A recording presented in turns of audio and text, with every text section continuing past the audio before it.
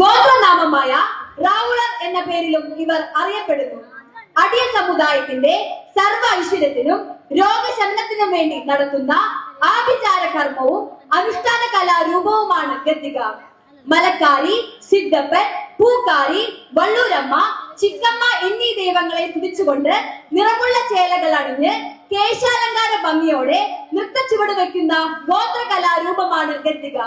ഗദ്ദികയെ ഉന്നതിയിലെത്തിച്ച Shri KP Canon അവരുകളെ സ്മരിച്ചുകൊണ്ട് തുടിയുടെ താളത്തിൽ കൈമണി മുഴക്കി ഗദ്ദിക ഞങ്ങൾ പാടി ആടുകയാണ്. ആരംഭിക്കട്ടെ.